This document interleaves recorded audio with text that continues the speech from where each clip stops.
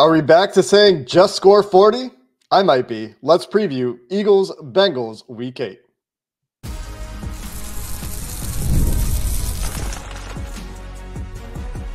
You are Locked On Bengals, your daily Cincinnati Bengals podcast. Part of the Locked On Podcast Network, your team every day.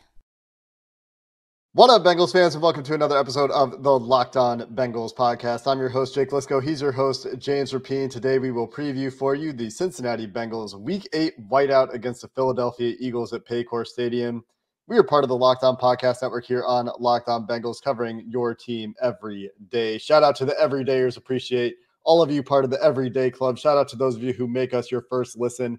Making us part of your routine is the easiest way to stay up to date on all things Bengals, and what better way to facilitate that ease than to click that subscribe button wherever you get your podcast or on YouTube if you're new to the show and want to stay up to date on all the latest news and analysis this year on your favorite team. Today, James, we dive into a preview of another must-win game for the Cincinnati Bengals. And as I said at the top of the show, we've joked about just scoring 40 a few times this year, and while this game isn't exactly like that, the more I think about it, the more I kind of get back to, let's see this offense bounce back and show that form they were in when they were scoring 30 plus every week against a team that is a little bit more of a challenge than they've seen for a few weeks. Yeah, I've thought about this all week because I think, and we're going to get to it certainly, and we did some in the crossover yesterday, but Saquon, Jalen Hurts, A.J. Brown, everyone's focused on, all right, how do you slow them down? And part of it is simple. You need this offense to be what we saw in weeks 3 through 5 when they were really humming and get back to that. Now, that doesn't mean that they're going to drop 38 on the Eagles. It would be nice. It would be nice if they got to your 40-point mark. But playing at that level in this big time moment, it really does feel like, I was talking to a veteran in the locker room earlier this week. He's like, it kind of feels like the San Francisco, like going into that San Francisco week where we knew from last year where they go out and they beat the 49ers. Now it's on the road, but NFC opponent, good opponent, a lot of talent. And I think we know, like, all right, well, this is kind of a measuring stick is cliche, but a chance for the Bengals to get a good win. Yeah. Right. Every win is good, but a win over a quality opponent that isn't the Browns, who, yeah, they're a bad matchup for the Bengals, but the Browns stink. I was texting someone that works in Cleveland earlier today, and he said, oh, yeah, we, meaning the Browns, suck, was his term. Browns fan saying that. So that's, you look at that, and it's a nice win because it's a division win, but you don't feel great about it. The 1-6 Browns, whose head coach just gave up play calling duties. And the Eagles certainly have their flaws. They're not perfect. But if they win on Sunday, the phrase I'm not going to say, there's probably not many scenarios where we're saying, oh, well, a win is a win, like we have the past 2 weeks, because it's a win over the Eagles. And even if it is ugly for whatever reason, ugly on defense at times or ugly on offense early, if they come out with a win against the Eagles, it's hard for me to envision a scenario where I would be saying that phrase, a win is a win. I think I would be more pleased with their performance. Yeah, it's hard to imagine that scenario as well. I agree. It would be their best win of the season by a mile. Their strength of victory this year sits at 0.19. That's a winning percentage of the opponents they've beaten. The opponents they've beaten this year is 19%. They're winning 19% of their games. It's the second lowest, I think, strength of victory in the NFL. The only team that has a lower strength of victory is the New York Jets with their 2 wins. So, yeah, I mean, there's no way we're coming out of this game feeling, if they win, like we felt the last couple of games where they played a couple of the worst teams in the NFL, which, by the way, are the same teams Philly played, in case you missed a crossover, in their last 2 games. So that's an interesting little coincidence. The Philadelphia Eagles and Cincinnati Bengals are playing the exact same schedule for 3 weeks in a different order, which is a fun little scheduling note. But it is a big game in multiple ways for the Bengals, getting back to 500, showing that they can beat a quality opponent, where we talked about it earlier this week, James. it's easy to be of two minds on this team. You listen to national media, and I did. I listened to several national media members talking about this game or talking about the Bengals right before we started recording this show, and several kind of insinuated or said outright, the Bengals are a better team than their record. They had a very close loss to Kansas City on a last-second pass interference call. Kansas City 6-0. They had a very close loss to Baltimore. They, Joe Burrow with the interception, the missed field goal, the mishandled snap, whatever you want to point to there. You can point to a close game with the Washington Commanders, who are currently the 2 seed in the NFC if the year were to end today. And that's with a backup quarterback still putting up crazy numbers on offense. So you can point to all those things and say, yeah, the Bengals almost beat all these teams that are good, but they almost beat them. And then the teams they did beat are bad. And so it's not so easy to say they're better than their record. But if they were to win this game, we would start to feel like that trajectory is there. And we have pointed out the parallels to last year's game around this time, or actually the same week against the San Francisco 49ers. And if they put together a game against the Eagles like they did against the 49ers, I do think that last year's 49ers that they played probably better than this year's Eagles. But it would give you a similar feeling. And we haven't seen that complete game. Really? Not entirely. Like, you sort of got there against the Panthers. That's probably the closest they've been this year. If you got that against the Eagles this week, the way they did last year against the 49ers in the same week, then we definitely wouldn't be saying a win is a win after this game. This is a make us believe game. Yeah. Make us believers. Like, seriously. That's the phrase. That can be the sign guy at Paycor. And I forget his name. I think he is a listener. So normally it's a little more fan-based, which it should be. We're cheering on the team. But it's the make us believe game. Because if they go out there and they play at a high level and they handle business against the Eagles, when the Raiders are a week away, and then the Ravens are 4 days away from that, you're like, all right, well, they could be 5-4 going into that Ravens game, and it's a showdown, prime time Thursday night. Like, you love it, right? You love putting yourself into that position, and so make us believe that you can be that team. Because I'll tell you this. Walking out of that 49ers Bengals game last year, I was a believer. Mm-hmm. I was like, oh man, like, Joe is back. This team is really good. And much like 2022, like it felt a lot like 2022, where it's like, all right, they're going to go on this run. And so can they get back to that after all of the things we've talked about over the past couple of weeks, even before this back-to-back wins, where it's like, all right, well, the offense, they're pass blocking at the best level that they've ever done for Joe Burrow. At the same time, the defense has its holes. Well, now the defense is a little bit healthier, but they're going to be tested more. And so this is a make us believe game. I think that's how we're going to market it. I always talk, full disclosure, I always talk to Jake afterwards, like, all right, well, what should I put on the thumbnail, the little graphic on YouTube that you see? Make us believe, I think, is the words we're going to use today, Jake. Yeah, we've had the conversation on air. We got to the narrative that we want to spin believe this week while recording the show. Let's continue the preview with a little bit more discussion on the offensive side of the ball, including some injury updates with Thursday's practice participants. We don't have the full injury report as of the time of recording, but we have an idea of who is doing what at the beginning of practice, at least, so we can talk about some of those things and how they'll impact the team and get to some of those important matchups in this game that we're looking for from this team. We will continue the preview of Bengals-Eagles coming up next.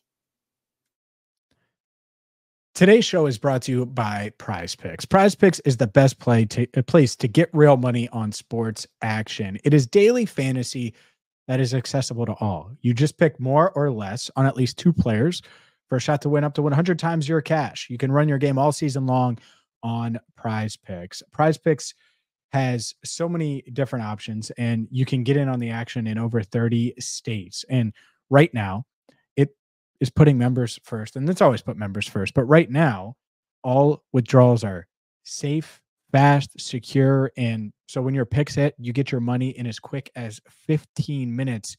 And you can sign up today and get $50 instantly when you play $5. You don't even have to win to receive that $50 bonus. So let's say you think Joe Burrow is going to throw for more than his passing yards number and Jamar Chase is going to go for more than his receiving yards number. Put those together and boom, get started with PrizePicks. Download the app today and use code LOCKEDONNFL to get $50 instantly after you play your first $5 lineup. Again, download the PrizePicks app and use code LOCKEDONNFL to get $50 instantly after you play your first $5 lineup. PrizePicks, run your game. Pre-alcohol probiotic drink by Zbiotics is the world's first genetically engineered probiotic. It was invented by PhD scientists to tackle rough mornings after drinking. Here's how it works. When you drink, alcohol gets converted into a toxic byproduct in the gut. It's this byproduct, not dehydration, that's to blame for your rough morning the next day. Pre-alcohol produces an enzyme to break this byproduct down, and all you have to do is remember to make Zbiotics your first drink of the night. Drink responsibly, and you'll feel your best tomorrow. Again, here's how you use it. Step 1, drink pre-alcohol. If you're planning on drinking, make this your first drink for best results before your first drink of the night. Step 2, drink responsibly. Pace yourself, hydrate, get a good night's sleep. Step 3, enjoy tomorrow, waking up refreshed and ready to take on the day. Right now, you can go to zbiotics.com/LockedOnNFL to learn more and get 15% off your first order when you use LockedOnNFL at checkout. It's backed with a 100% money-back guarantee, so if you're unsatisfied for any reason, they'll refund your money, no questions asked. Remember to head to zbiotics.com/LockedOnNFL and use code LockedOnNFL at checkout for 15% off. All right, Jake, let's dive into some of these injuries, and then we'll get into matchups. Injury-wise, good news. Orlando Brown Jr. size news. He was back on the practice field again Thursday. I would expect his designation to be limited again. Feels like he's going to play, which if you would have told me that Sunday, certainly during the game when it was clear that Cody Ford was going to finish in Cleveland, I would have been pretty nervous about Orlando's chances of being able to suit up against the Eagles, but it feels like he's trending in the right direction. And it's important. And the level at which he will be able to move will be important. One of the keys to this game, as we can tie this in directly to some matchups that matter. And if you listen to the crossover, this maybe is a little bit repetitive for you, but the protection in this game is going to be crucial. The Eagles the last couple of weeks have racked up pressures and sacks. They're getting a lot of good performances from guys like Bryce Huff, Josh Sweat. I have the right Sweat there, right? Yeah, Josh Sweat, Jalen Carter, Moro Ojomo, who for a young guy has really stepped up on the interior defensive line for the Eagles. They have 4 pass rushers that can beat you. And what did I say when we were talking to Louis yesterday? If the Eagles can hold up in the secondary and get pressure with 4, that typically has been a recipe to slow down the Cincinnati Bengals. A big piece in helping to prevent getting pressure with 4 is Orlando Brown's presence on the field, especially when the backup is Cody Ford. And we've seen the issues that occur on the left side of the offensive line when Cody Ford has to line up next to Cordell Volson. Not to say that Cody Ford didn't have a really tough matchup last week, and you listen to the coaches, you listen to the players, they're pleased with the effort that Cody Ford put forth against Myles Garrett and that Cleveland Browns defensive line. And they did score 2 touchdowns with him in the game after all, but the protection was noticeably different, right? When you make that change of your best pass protecting offensive lineman to a backup who was going to struggle. And so if Orlando Brown is able to play, then the question becomes, can he still pass protect at a similar level that we've gotten accustomed to seeing from him this year, which has been his best pass protecting year? The guy doesn't miss games very often. He's missed, 1 in his career? Is that right? Which was last year for the Cincinnati Bengals. Mm-hmm. And so you could make that reasonable assumption that he's going to get out there and play through whatever's ailing him, even though you've seen perhaps clips from beat reporters that he's not pushing the sled early in practices through Wednesday and Thursday of this week. But if he is out there, the level at which he's able to play is going to be important. If you get the Orlando Brown that you're used to, or at least 98% of it, 95% of it, whatever the number is, then you're feeling pretty good about that. And the presence that gives them on the left side to anchor that offensive line. Otherwise, things could get dicey in one of the more important matchups of the game. Yeah, I think if Orlando's not out there, it's like, all right, well, now you're worried about left tackle and the interior in general. Still be worried about the interior, just based on what the Eagles have there and just the top 10 talent that they've been able to, and really you could say top 5 in Jalen Carter's case, but just the picks that they've invested on the interior there, they have some beasts. And so that's a concern already. That's a matchup already. And so getting Orlando or a close to 100% Orlando with the way he's playing, it's huge. And it's really where I start. Like you started, think about it. It all goes together. Do they need to score 40 this week? Well, let's say they need to get into the 30s. Are you doing that with Cody Ford at left tackle? Maybe, but it's a lot harder to do so than with Orlando Brown Jr. at left tackle. And I think that's fair to say and reasonable to say. On the other hand here, just injury-wise with Geno Stone was on the practice field Thursday after not practicing Wednesday. I would imagine he'll be limited to on the injury report. I don't know for sure one way or the other on him. It does feel like all the vibes are pointing toward him playing, whether it's Zach Taylor's comments, what Geno said after the game, the fact that Geno talked with reporters in the locker room on Monday. All of those things point to him playing, and it was probably just him being sore, them wanting him to rest that shin, that ankle area one extra day while he was out on Wednesday. So I would be surprised at this point if he didn't play on Sunday as well.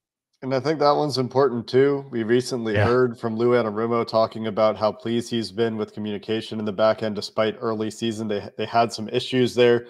They're still night and day different in explosive play rate on defense compared to last year. And against this offense in particular, whether or not they're able to sustain that will be a potential pivotal moment, or not moment, but matchup in the game where you've got to deal with A.J. Brown's explosiveness and Devontae Smith's explosiveness and Saquon Barkley's explosiveness. And maybe Jalen Hurts doesn't have it anymore.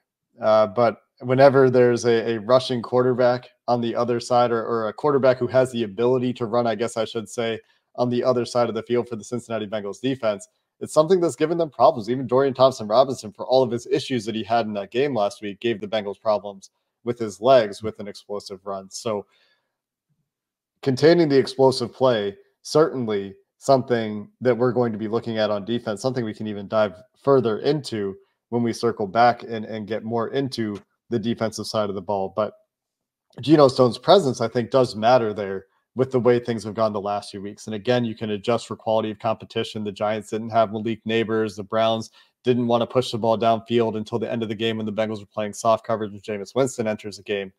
Fine.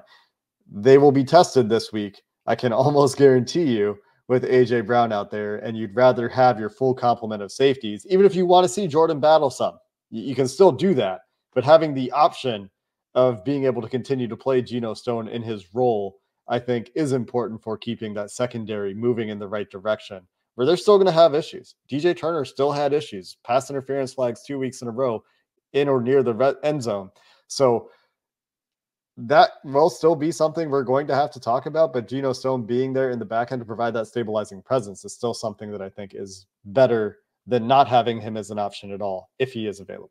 Well, you want him to be able to build on last week too. Like that, Right. that to me is the biggest part of it. It's like, you sign him for a reason. If this team is going to make us believers, well, Sheldon Rankins and Geno Stone and these free agent additions that you invested money in, you need them to continue to ascend and make an impact. And they did against the Browns, and that needs to continue this week. And you're right. I mean, the explosive play element, I think that is, from a defensive standpoint, the key, because Saquon Barkley is as explosive as a running back as there is right now. And I know Derrick Henry is Derrick Henry. That's fine. But Barkley is elusive. And it's not just, all right, if he gets downhill, you're in trouble. He can force missed tackles in space because of the lateral agility and the way he is as a runner. So a different runner, just as explosive, and someone that we saw last week, what he can do, did it against his former team. That had to feel good. You can't let Barkley get off and get going. I think that's a huge, huge test for this Bengals defensive front. It just makes everything so much easier for the Eagles offense if they're able to run the ball effectively and have that threat. And it makes things so much harder on the Bengals back end to deal with A.J. Brown. And the A.J. Brown, Saquon Barkley synergy, I think, is hard to overstate with the guy that threatens you the way A.J. Brown does, much the way that T. Higgins and Jamar Chase threaten opposing defenses, and what that can do for an offensive line that is built to run block in Philly. Big difference between the type of offensive line that Philly is going to throw out there versus what the Bengals are throwing out there, and the ability of Saquon to take advantage of that run blocking if you're forced to dedicate resources deep to deal with the likes of A.J. Brown and Devontae Smith, can make things hard. And so you can't let a team have you on your heels like that. That is definitely a key matchup in this game. We will continue and wrap up our preview, maybe get to a prediction at the end of the show here as well, with the Eagles coming to town to face the Bengals and those white striped helmets on Sunday coming up next.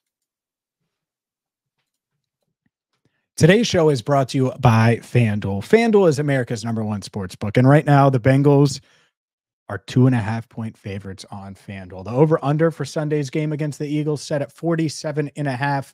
So you can get on the action right now with FanDuel. Maybe you do think that they're going to drop 40 and you go, all right, I want to take the Bengals straight up and I want to parlay that with another game, or I want to look at some of these player props. You can do all of those things. You can build parlays and put them together with FanDuel. It is America's #1 sports book for a reason, because the possibilities are endless. And when you get the hunch in the middle of a game, you can check out the latest stats, view live play-by-play, and so much more on the same page where you place your bets at FanDuel.com. Get started with $200 in bonus bets guaranteed when you place your first $5 bet at FanDuel.com. That's $200 in bonus bets guaranteed when you place your first $5 bet at FanDuel.com. One interesting note that I heard when I was listening to the various national media folks talk about this game and talk about the Bengals, James, is something that might be a little bit surprising based on our conversation with Louis yesterday and my general preconceptions about the Eagles defense. They are one of the worst defenses in the NFL when defending passes outside the numbers downfield. And if the Bengals get opportunities to do that in this game, and they get those single high shots with Jamar Chase singled up with Quinyon Mitchell, and we have talked about Quinyon Mitchell. We talked about him a lot yesterday, our affinity for him in the pre-draft process. That should be a matchup that you like Jamar Chase in, despite all of those things. Maybe Mitchell is up to the challenge. He is a rookie, though, and Jamar Chase is established in having one of his best years. Yeah. So when you have Jamar Chase, and you have T. Higgins, and you have Joe Burrow going the way he's gone for most of this year, those guys should be able to do a lot for you on offense. If, as we talked about earlier, everything else holds up from a protection standpoint, Orlando Brown, all those things. This is another game where you can look at this offense and say, run it through Jamar Chase and T. Higgins and let your horses win you the game. No doubt. This is the horse game where you need Jamar and T to go in. And obviously they did it last week to a certain degree, but it's a big one where you're going to need Joe to complete probably 70+% of his passes and hit on the explosive plays when they're there and uncork it when they're there, see it when they're there. And it's certainly Jamar and T. It starts there, and it should always start there. The difference this week versus last week, Jake, is it can't end there. And that means obviously Jamar and T have to make big plays. And I think T's playing the best ball of his career right now. Really excited. The explosives are coming. Joe had him on one, and it a little short, held up there a little long, however you want to view it. And Denzel Ward was able to get in on the pass breakup, but he crushed Denzel Ward one-on-one, like one of the best corners in the league, and had plenty of space. So maybe it's a T. Higgins explosive game, and that happens. I do wonder how the Eagles are going to treat these guys, because it's such a unique wide receiver room in what they do and how they're I mean, they're different than A.J. Brown and Devontae Smith. Certainly. Like, there are other star receivers, star duos, but these guys, Higgins and Chase, are different. So starts there, but you also need Andre Yosevach to make some plays this week, and the tight ends to make some plays this week. You can't have two receivers catch passes and one tight end catch a pass for 2 yards, and that's it. They're going to need more in that area. And I think they're up for it for sure. And I think they'll get it on Sunday. Part of that is volume too, right? Joe Burrow threw very few passes last week. Part of that is the overall volume of the offense. You can't be 15 of 25. Can't be getting outsnapped by 20 plays in this game. That probably is a losing formula for the Cincinnati Bengals. They've been getting outsnapped a little bit more, maybe a lot more than you would like to see them go this year. Part of that was the defensive struggles early in the season. Part of that is just the way things have gone in some of these games where the offense has been streaky. But you would like to see that be pretty close to even, if not in the Bengals' favor this week. If it's in the Bengals' favor, things are going really well, I think. But it will be interesting to see how Vic Fangio approaches this game. We've talked about this a lot this week as well. This is another defensive coordinator that the Bengals haven't seen a ton of, but compared to Shane Bowen and Jim Schwartz, who they've seen 3 times over the last 3 years at least. Schwartz all in the last year and a half. But Fangio, a respected defensive coordinator in this league for a reason, and you can look at how they approached the Giants last week and Malik Neighbors, and maybe you'll get some hints for how they want to deal with Jamar Chase. Maybe they lean more into zone coverages this week. And Fangio's defenses over the years have been really good at disguising, making everything look the same, being disciplined in terms of passing things off between one zone to the next, between defenders. They have good communication in those defenses. There are a couple of young corners in that secondary, though. And so whether or not they'll be able to carry out all of those Vic Fangio duties, we'll see. But it'll be interesting to see what Fangio's plan is. And on the Bengals side of things, can the coaching staff adapt more quickly if they have the wrong game plan coming into the game and they need to find answers? They need to find the things that will work and throw rock for once when the opponent throws scissors and not keep getting got in the paper, rock, scissors game that often occurs between offensive coordinators and defensive coordinators. Yeah, you're right. It's a big storyline is how the chess match, the paper, rock, scissors match, however you want to upscale it or downscale. Yeah, we've simplified it. We're down to paper, rock, scissors from chess. Very, very easy game. By the way, did you know Eric All, big chess fan? Oh, good. He brought his chessboard to the stadium in Cleveland. So he was clearly playing it in the hotel room or whatever. Nice. Like he had it out. Like that's how I noticed. I haven't been able to talk to him about it yet, but it's something I knew you would like. Yeah, that's fun. That's fun. It's huge like that. And that's something we saw last week, right? Where this offense kind of was searching. It's fine to search. You just have to find answers faster and get to it quicker. And they would have, like, there were a couple times where they should have scored in the first half last week. It didn't happen. Those things can't happen. And even if they're out of your control, you hope that things are going to bounce your way a little bit more in those scenarios. But I will say this, when you look at this offense, Joe, even in those moments when they're searching, the thing that he's been really good at, and I do think that this ties into the defense too, as we discuss both. I talked about this on the crossover, like the splash play element. Make sure that you're not giving up the sack fumbles, even if you're punting, especially with Ryan Rico back there. That's not the worst thing in the world in some of these situations. You don't want Jordan Davis recovers a fumble after insert whatever lineman hits him. It hits Joe Burrow, or the interception because the ball is tipped at the line. Avoid those. If you can avoid those, that would be big. Yeah. The back-breaking turnovers can't happen. Yeah. That's part of how they lost 2 games to those good teams. The Kansas City fumble, the interception against Baltimore. You can't have those turnovers when a lot of things are going well, and they're just huge plays in the game, the sudden change moments. Can't have that, obviously. I feel like that almost goes without saying, but because it's been such a factor in 2 of their close losses to good teams this year, you kind of have to say it. And the other thing that we'll just call out again here is if they can do a good job of making the Eagles somewhat one-dimensional, forcing them into drop-back passing situations, the Trey Hendrickson-Fred Johnson matchup should be strongly in the Bengals' favor. This is very obvious, but Fred Johnson, for all of his highlights going around social media this week in run blocking, is giving it up as a pass protector. Trey Hendrickson usually eats, significantly more than normal against particularly bad left tackles in pass protection. That opportunity is there for him this week. I'm also interested to see how the interior, without Mekhi Becton potentially this week, who's dealing with the concussion, holds up against the Sheldon Rankins, BJ Hill, and even the depth of Chris Jenkins and McKinley Jackson rotation on the interior, if they can get some pressure there in those situations. The run D actually has been better the last few weeks, including against Baltimore, really until that Derrick Henry overtime run, which was not a good play. The run D has held up lately. So instead, I'm looking at Cam Taylor-Britt and DJ Turner with their matchups against A.J. Brown, Devontae Smith. Mm-hmm. And those are the ones where I'm like, okay, let's see if this back end can hold up. Because, like I said, this Eagles offense will test this team downfield, and they've held up to the challenge through 7 weeks this year. Second best explosive play rate, I heard, and that's a Paul Daniel Jr. credit there for having that stat. And that's where I heard it anyway. But that will need to continue this week, I think, against a tough group of skill players with those Eagles that we've been talking about in this episode. Yeah. And it's next to impossible to do that, or much harder to go back to it if Barkley is running for 6 a carry or has those explosives. So it all ties together. It's a really tough test, good test.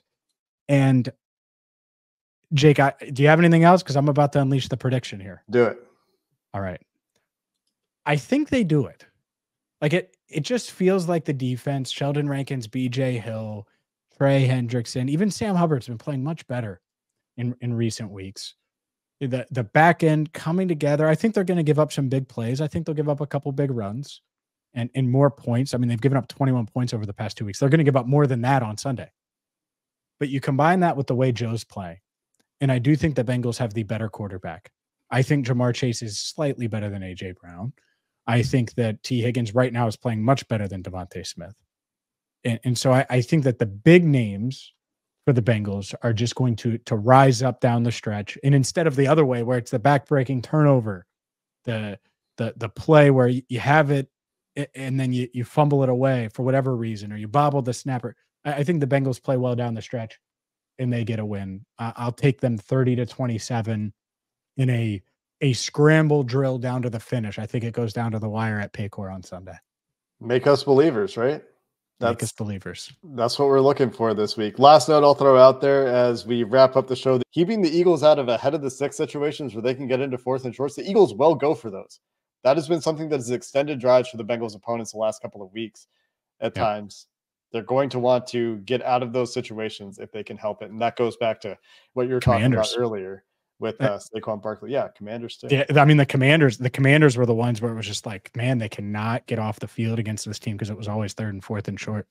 Yeah.